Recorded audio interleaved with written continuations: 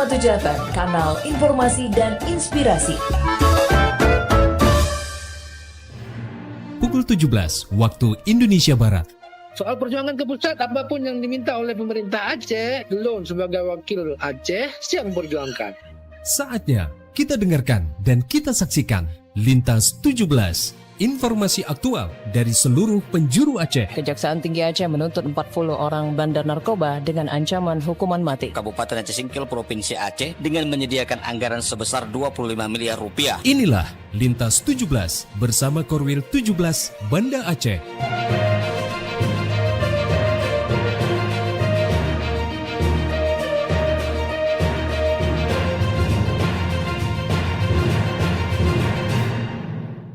Assalamualaikum warahmatullahi wabarakatuh. Dari Jalan Sultan Iskandar Muda nomor 13 Banda Aceh, saya Muammar bersama presenter dari RRI Sekorwil Nusantara 17 Banda Aceh, Lok Sumawe, Malabo, Takengon, Sabang dan Singkil mengantarkan Lintas 17 siaran berita berjaringan menyajikan informasi aktual yang terjadi di berbagai penjuru Aceh. Edisi hari ini Sabtu 18 April 2026.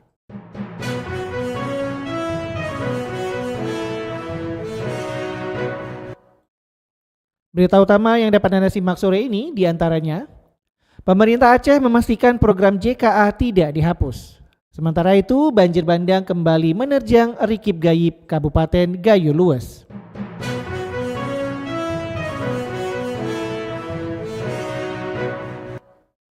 Siaran berita berjaringan ini dapat juga Anda akses melalui RRI Digital, serta turut disiarkan Radio Muna FM Subulu Salam, Merudu FM PD Jaya, Radio Sapa FM, Suara Bujang Salim Lok Sumawe, Radio Asalam Uin Araniri Darussalam Banda Aceh, Radio Suara Sabang, Radio Mutiara FM PD, Radio Cempala Kuning Aceh Timur, Radio Solo Tamiang, serta direlay RRI Radio Rimba Raya.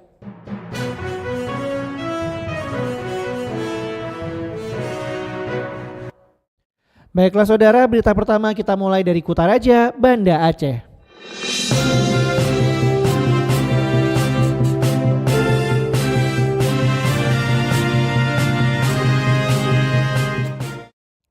Pemerintah Aceh memastikan program JKA tidak dihapus. Hal itu ditegaskan oleh Gubernur Aceh Muzakir Manaf yang menjamin program JKA tetap berjalan.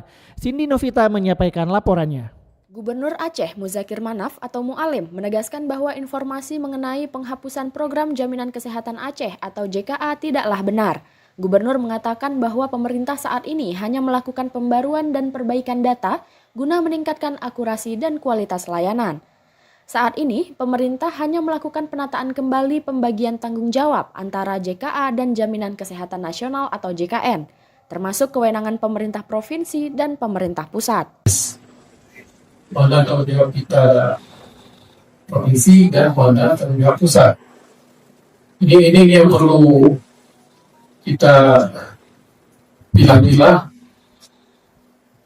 Makanya kita harus evaluasi, lalu data, dan lain sebagainya.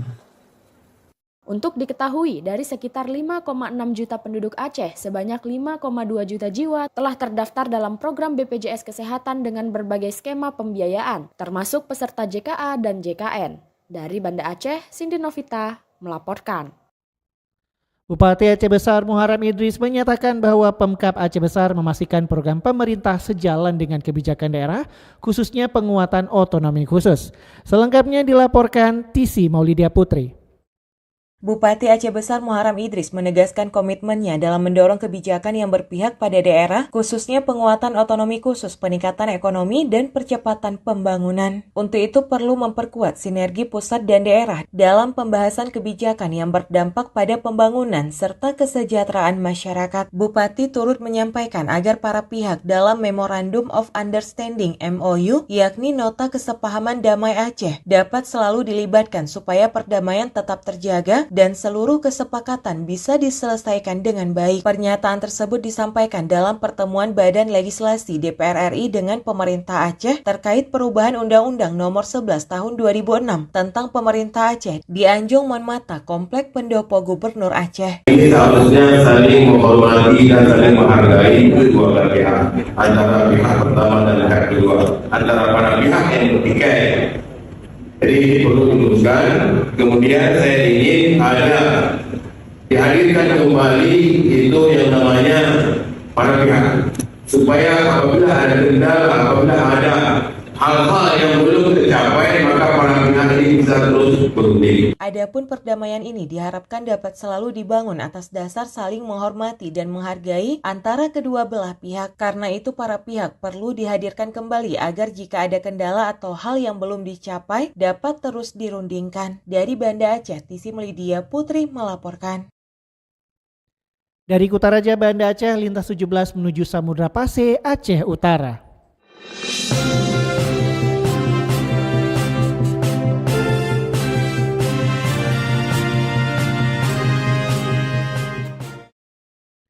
Kontak Tani Nelayan Andalan atau KTNA Kota Losmawe menilai program MBG belum mampu menyerap potensi bahan baku lokal secara maksimal.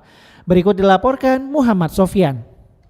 Sekretaris KTNA Kota Losmawe Sugito Tasan menyatakan bahwa serapan bahan baku lokal dalam pelaksanaan program makan bergizi gratis MBG di wilayahnya masih minim. Mayoritas bahan pangan yang disajikan untuk para siswa justru masih didatangkan dari luar daerah, bahkan luar Provinsi Aceh. Menurut Sugito, menu yang disajikan saat ini seperti telur, buah-buahan hingga susu hampir seluruhnya dipasok dari luar, terutama dari Sumatera Utara. Lanjutnya, industri telur di Losmawe belum tersedia untuk memenuhi kebutuhan skala besar tersebut. Sugito menekankan pentingnya integrasi antara sektor pertanian lokal dengan penyusunan menu program MBG. Ia melihat saat ini tidak ada kecocokan antara apa yang diproduksi petani lokal dengan komoditas yang diminta oleh program tersebut. Ia juga mencontohkan penggunaan roti yang produksinya ada di wilayah Mongedong, namun kapasitas dan frekuensi penggunaannya belum optimal untuk kebutuhan harian program MBG. Karena memang menu-menu yang disajikan itu pun itu justru lebih banyak menu-menu yang memang bukan penggunaan bahan baku lokal seperti roti, telur. Kita industri telur di sini belum ada pun kalau khusus untuk Losmawe. Jadi kebutuhan telur itu masih lebih banyak dipasok dari luar Aceh seperti dari Medan, Sumatera Utara sana yang untuk kebutuhan ini. Berikutnya juga untuk menyangkut masalah buah-buahan juga seperti itu. Sekretaris KTNA Kota Losmawe mendorong pemerintah untuk segera membuat blueprint atau cetak biru pembangunan ekonomi sektor pertanian yang terintegrasi. Sugito berharap adanya pembangunan sentra-sentra industri baik di Losmawe maupun Aceh Utara yang khusus disiapkan sebagai pemasok utama program MBG. Langkah integrasi ini dinilai krusial agar program nasional tersebut tidak hanya memberikan dampak kesehatan bagi siswa, tetapi juga mampu menggerakkan roda ekonomi dan mensejahterakan para petani lokal di Kota Losmawe dan sekitarnya. Muhammad Sofyan melaporkan. Polres Aceh Utara melakukan patroli dialogis untuk mengedukasi masyarakat tentang Kamtibmas. Berikut dilaporkan reporter Saifullah Nurdin. Satuan Lalu Lintas Satlantas Polres Aceh Utara terus mengencarkan edukasi kepada masyarakat melalui kegiatan patroli dialogis rutin untuk menyampaikan himbauan penting terkait keselamatan berlalu lintas di tempat keramaian seperti warung kopi, pasar, dan tempat-tempat terkumpulnya masyarakat. Jumat 17 April 2026, Kapolres Aceh Utara AKBP Tri Afrianto melalui Kamsel Aibda Agusnawa menyebutkan dalam kegiatan tersebut dirinya menyampaikan himbauan agar masyarakat untuk mematuhi aturan berlalu lintas, selalu taat menggunakan helm serta mengutamakan keselamatan di jalan raya.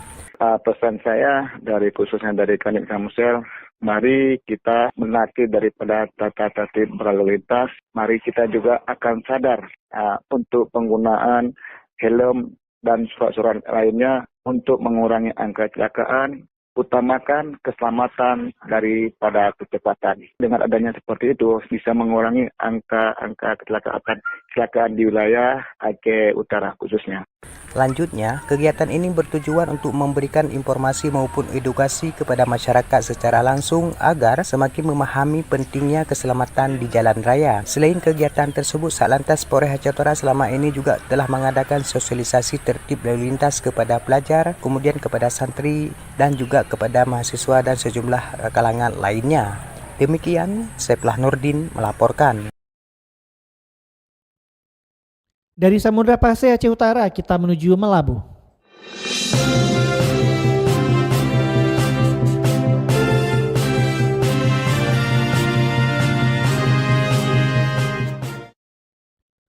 Sejumlah spanduk berisi kritik terhadap kebijakan Jaminan Kesehatan Aceh atau JKA terpasang di persimpangan seputaran Jalan Protokol Melabuh.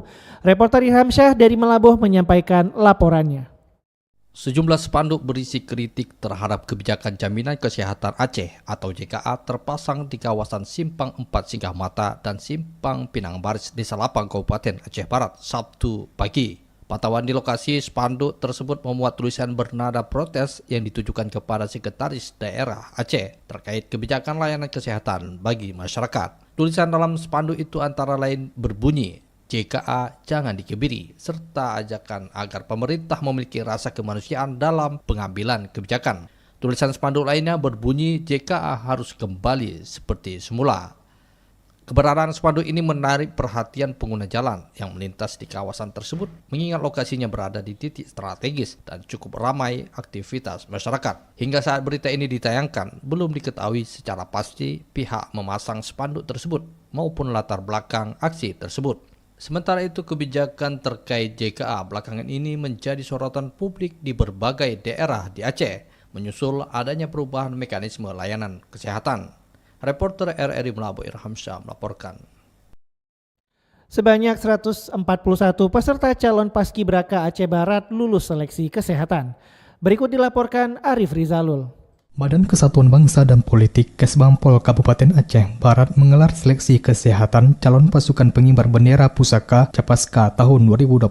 Kegiatan ini berlangsung di Aula Dinas Pendidikan dan Kebudayaan Aceh Barat yang diikuti oleh ratusan peserta dari berbagai sekolah dan madrasah di kabupaten itu. Kepala Badan Kesbangpol Kabupaten Aceh Barat Dodi Bima Saputra mengatakan bahwa seleksi kesehatan merupakan tahapan penting dalam proses penyaringan guna memastikan para peserta memiliki kondisi fisik yang prima dan memenuhi syarat standar. Seleksi kesehatan ini menjadi bagian penting untuk memastikan seluruh peserta dalam kondisi sehat dan layak mengikuti tahapan berikutnya. Dan ada juga seleksi kepribadian serta nanti akan adanya pengumuman hasil akhir seleksi yang insya Allah akan kita laksanakan secara online melalui aplikasi Transparansi Paskibraka. Melalui tahapan ini diharapkan dapat terpilihnya calon paskibraka yang tidak hanya memiliki kemampuan baris berbaris tetapi juga didukung oleh kondisi kesehatan yang baik dan kesiapan fisik yang optimal. Dengan adanya seleksi paskibraka ini merupakan bagian dari rangkaian kegiatan tahunan dalam menyaring putra-putri terbaik daerah yang nantinya akan bertugas sebagai pasukan pengibar bendera pusaka pada peringatan Hari Kemerdekaan Republik Indonesia. Reporter RRI Arif Rizalul melaporkan.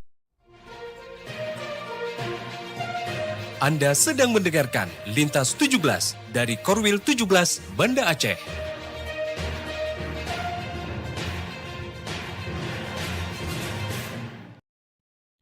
Anda telah menyimak berita-berita dari Kutaraja Banda Aceh, Lok Semawe, dan Melabuh. Kini saatnya kami ajak Anda menuju dataran tinggi Tanoh Gayo.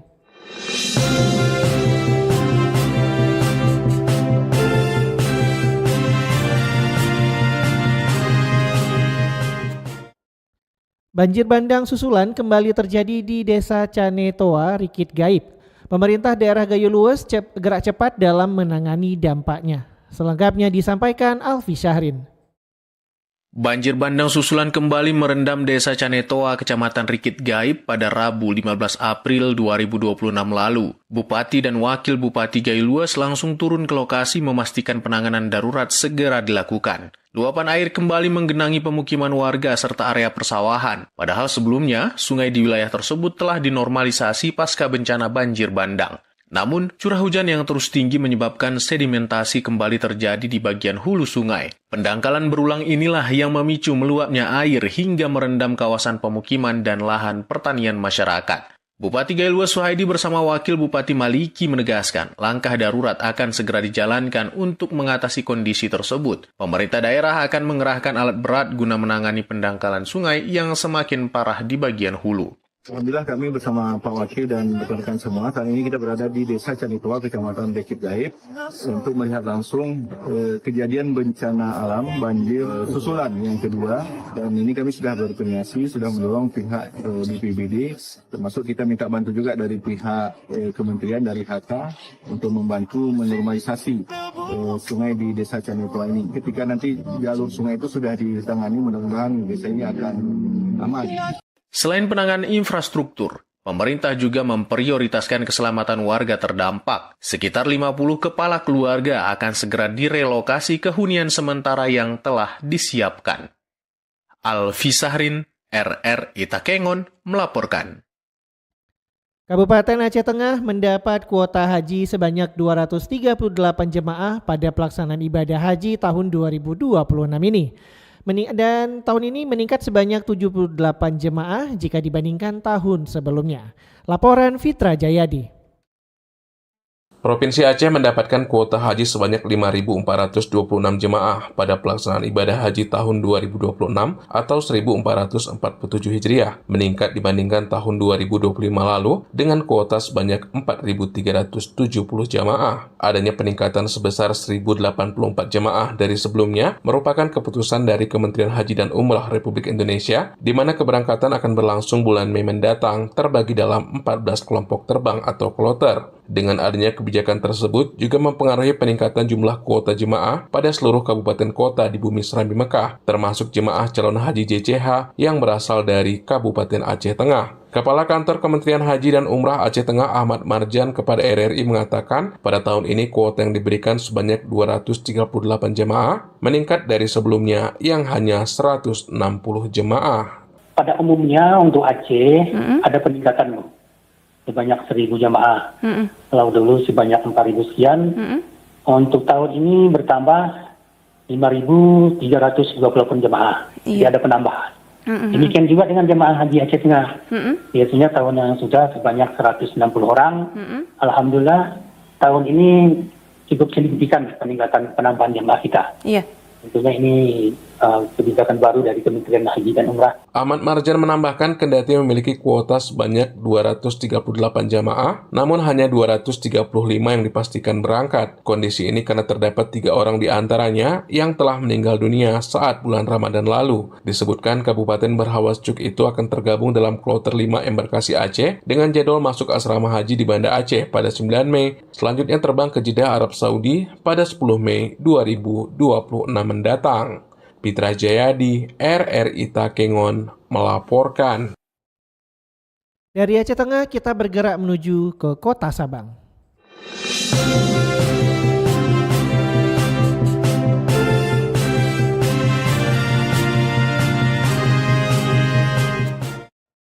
Tugu Sabang Merauke menawarkan daya tarik visual yang kuat baik pada siang maupun malam hari.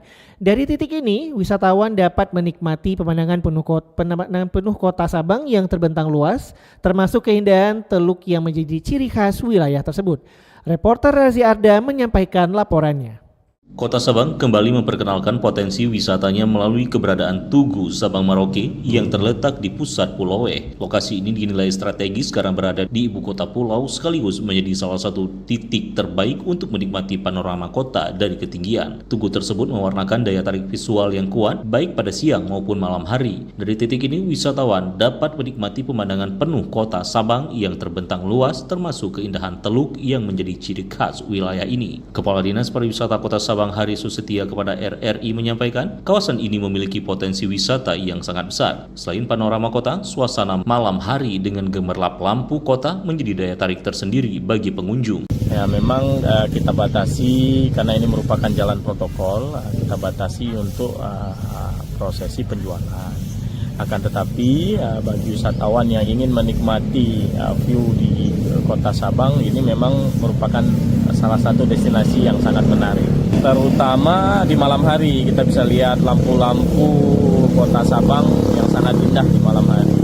Lokasi Tugu Sabang Merauke juga kerap dimanfaatkan sebagai pusat kegiatan berbagai event. Pemerintah Kota Sabang menjadikannya sebagai lokasi gala dinner dalam peringatan hari besar maupun agenda resmi lainnya dengan latar belakang panorama kota yang memukau baik siang maupun malam hari. Biasanya kita manfaatkan untuk event-event tertentu, misalnya seperti kalau memang ada event peringatan HUT Kota Sabang, itu kita jadikan tempat gala dinner. Kemudian ada event-event tertentu juga, misalnya seperti Car Free Day. Kemudian ada hari-hari tertentu yang memang kita buat untuk sebagai tempat jamuan. Untuk sebagai tempat pentas seni juga ini sangat menarik karena kita juga ada open stage door yang ada di Tugu yang memang bisa dimanfaatkan untuk kegiatan tersebut. Kedepan, Dinas Pariwisata Kota Sabang berencana mengaktifkan kembali Taman Digital dan Tourism Information Center di kawasan tersebut. Upaya promosi juga akan ditingkatkan melalui partisipasi dalam expo dan pameran guna memperkenalkan potensi wisata Tugu Sabang Merauke secara luas. Dari Sabang, Razi Arda melaporkan.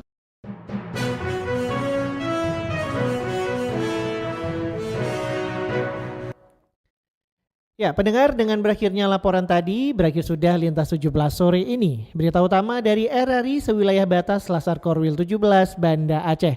Atas perhatian Anda kami ucapkan terima kasih. Wassalamualaikum warahmatullahi wabarakatuh. Sekali di udara, tetap di udara. Demikian Lintas 17 sore ini. Produksi Korwil 17, Banda Aceh.